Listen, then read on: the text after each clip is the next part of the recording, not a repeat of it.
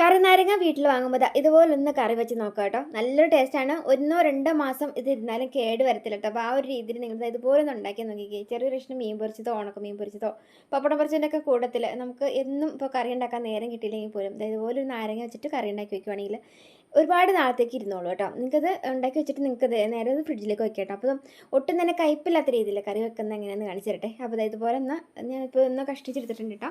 ഈ ഒരു കായ നമ്മളൊന്ന് കളഞ്ഞെടുക്കാം കേട്ടോ. അതിനുശേഷം നമുക്ക് ഇതിൻ്റെ തൊലി ഉണ്ടല്ലോ, ഈ തൊലി ഒന്ന് ചെത്തി കളഞ്ഞെടുത്തതിന് ശേഷം ചെറിയ രീതിയിൽ കുഞ്ഞു കുഞ്ഞു സ്ക്വയർ കഷ്ണങ്ങളായിട്ടൊന്ന് എല്ലാം തന്നെ ഒന്ന് കട്ട് ചെയ്തെടുത്ത് മാറ്റി വയ്ക്കാം കേട്ടോ. ഞാനിപ്പോൾ ഏകദേശം ഒരു നാരങ്ങയാണ് കേട്ടോ ഇത് ഫുള്ളായിട്ടൊന്ന് അരിഞ്ഞെടുത്ത് മാറ്റി വെച്ചിട്ടുണ്ട്. ഇനി നമുക്ക് ഇതിൻ്റെ കൂട്ട് തയ്യാറാക്കാം കേട്ടോ. ഞാനിപ്പോൾ ഇതൊന്ന് അരിഞ്ഞ് മാറ്റി വെച്ചേക്കണം. ഇനിയിപ്പം ഒരു ചെറിയ 1-2 കഷ്ണം ഇഞ്ചി, നിങ്ങൾക്ക് ഇഞ്ചി കൂടുതൽ ചേർക്കുകയാണെങ്കിൽ അത്രയ്ക്ക് നല്ലതായിരിക്കും കേട്ടോ. ഇഞ്ചിക്കറിയുടെയൊക്കെ അതായ ഒരു രീതിയിൽ ഒരു ഫ്ലേവർ കിട്ടുകയും ചെയ്യും. ഞാൻ ഇച്ചിരി വലിയ 2 കഷ്ണം ഇഞ്ചിയും അതുപോലെ 1-2 ചുള വെളുത്തുള്ളിയും കൂടെ കൂടിയിട്ട് ഇതുപോലെ ഒന്ന് തൊലി കളഞ്ഞെടുത്തിട്ട് ഒന്ന് മിക്സിയുടെ ജാറിലൊന്ന് കറക്കി എടുത്ത് മാറ്റി വയ്ക്കുന്നുണ്ട് കേട്ടോ. ഇതുപോലെ ഒന്ന് ആക്കിയെടുക്കാം കേട്ടോ. ഒരുപാട് അരയ്ക്കേണ്ട, ഇത്രയും ചതച്ചിട്ടാൽ മതി കേട്ടോ.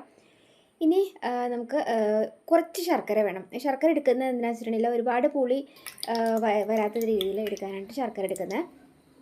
അതെല്ലാം നമുക്ക് കുറച്ച് കൂടുതൽ ദിവസം ഇരിക്കാനൊക്കെ ആയിട്ടും ആ ഒരു കറി ഇരിക്കത്തോട് സെറ്റാകുമ്പോൾ നല്ല ടേസ്റ്റ് ആയിരിക്കും കേട്ടോ.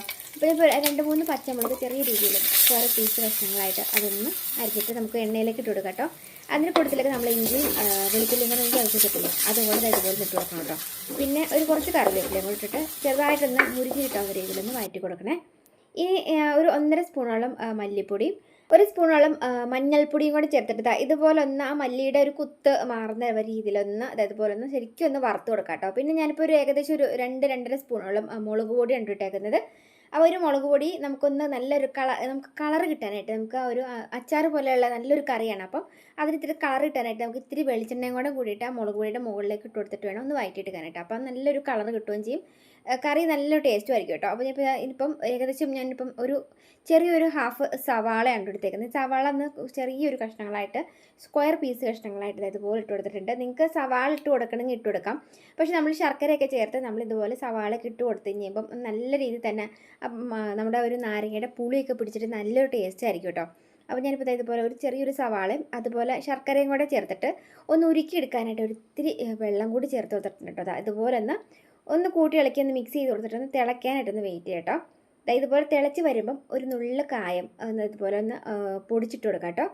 ഇത് നല്ല രീതിയിൽ തിളയ്ക്കുമ്പോൾ തന്നെ നല്ലൊരു മണമാണ് കേട്ടോ. ഇനിയിപ്പോൾ നമുക്ക് ഈ തിളച്ചുകൊണ്ടിരിക്കുന്ന ടൈമിൽ കണ്ടില്ല നല്ല രീതിയിൽ അത് ശരിക്കും ഒന്ന് സെറ്റായിട്ട് വരുമ്പോൾ തന്നെ നല്ലൊരു മണമായിരിക്കും. അപ്പോൾ ഇതിങ്ങനെ വരുന്ന ടൈമിൽ നിങ്ങൾക്ക് ഉലുവയുണ്ടല്ലോ, ഉലുവ വറുത്ത് പൊടിച്ചിട്ടുണ്ടെങ്കിൽ അത് നമുക്കൊരു സ്പൂണോളം അതും കൂടെ ഞാനിപ്പോൾ ഇതിനകത്ത് ഇട്ട് കൊടുക്കുന്നുണ്ട് കേട്ടോ. അപ്പം ഉലുവ ഇട്ടതിൻ്റെ പൊടി ഇട്ടതൊന്ന് സ്കിപ്പായി പോയിട്ടുണ്ട് കേട്ടോ. അപ്പോൾ ഞാനിപ്പം ആവശ്യത്തിന് ഒരു 1/2 ഗ്ലാസ്സുള്ള വെള്ളം കൂടി ചേർത്തിട്ട് ഇതുപോലെ ഈ ഒരു മസാലക്കൂട്ടൊന്ന് തിളയ്ക്കാനായിട്ട് തിളച്ച് വന്നു കഴിഞ്ഞപ്പോൾ നമ്മൾ അരിഞ്ഞ് വെച്ചേക്കുന്ന നാരങ്ങ ഉണ്ടല്ലോ, അത് നമുക്ക് ഇതുപോലെ ഇട്ട് കൊടുക്കാം കേട്ടോ.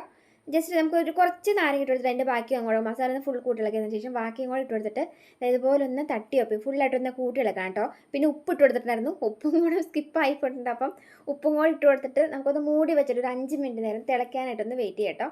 ഇതുപോലെ തിളച്ച് ഇതുപോലെ ഒന്ന് വന്ന് കഴിഞ്ഞപ്പോൾ നമുക്ക് തീ ഓഫ് ചെയ്യാം കേട്ടോ. ശരിക്കും രീതിയിൽ അതൊന്ന് കുറുകി വന്നിട്ടുണ്ട് കേട്ടോ. ശരിക്കും നമ്മൾ അച്ചാറിൻ്റെ ഒക്കെ ഒരു അതേ ടേസ്റ്റ് തന്നെയായിരിക്കും കേട്ടോ ഈ ഒരു നാരങ്ങക്കറിക്ക്. ഇനി നമുക്ക് താളിക്കാനായിട്ട് കുറച്ച് ഉലുവ പൊട്ടിക്കാം. ഉലുവ പൊട്ടിച്ചതിലേക്ക് കുറച്ച് കടുകും കൂടി ഇട്ട് പൊട്ടിക്കാം കേട്ടോ. പിന്നെ ഇതിലേക്ക് നമുക്ക് കുറച്ച് കറിവേപ്പില ഇട്ട് കൊടുക്കണം കേട്ടോ. ഇതുകൊണ്ട് ഇങ്ങോട്ട് ഇട്ട് കൊടുത്തിട്ട് നമുക്കതൊന്ന് താളിച്ചിട്ട് ഇതുപോലെ അങ്ങ് ഇട്ട് ഒഴിക്കാം കേട്ടോ. അപ്പം നമുക്ക് ഈ താളിച്ചൊഴിച്ചിട്ട് നിങ്ങൾക്ക് വേണമെങ്കിൽ കുറച്ചും കൂടെ നിങ്ങൾക്ക് അത് ഉലുവയുടെ പൊടി വേണമെങ്കിൽ അത് ഇട്ട് കൊടുക്കാം. അതല്ലാണ്ടെങ്കിൽ കായപ്പൊടി വേണമെങ്കിൽ ഇതിൻ്റെ മുകളിലൊന്ന് തൂളി കൊടുക്കാം കേട്ടോ. അപ്പോൾ നല്ലൊരു കറിയാണ് കേട്ടോ ഇത്.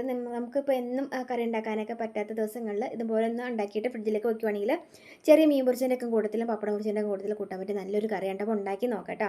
അപ്പോൾ ഒട്ടും തന്നെ നമ്മൾ ആദ്യമേ തന്നെ ഉണ്ടാക്കുമ്പോൾ എന്ന് പറയുമ്പോൾ ചെറിയ പുളിപ്പുണ്ടാകും, പക്ഷേ അത് ഇരുന്ന് സെറ്റാക്കി കഴിയുമ്പോൾ പുളിപ്പൊക്കെ മാറി നല്ല രീതിയിൽ തന്നെ നല്ല ടേസ്റ്റ് ആയിരിക്കും കേട്ടോ. അപ്പോൾ ഉണ്ടാക്കി നോക്കിയിട്ട് എങ്ങനെ ഉണ്ടെന്ന് പറയാം കേട്ടോ. അപ്പോൾ നല്ലൊരു വീട്ടിലും കാണാം. ബൈ.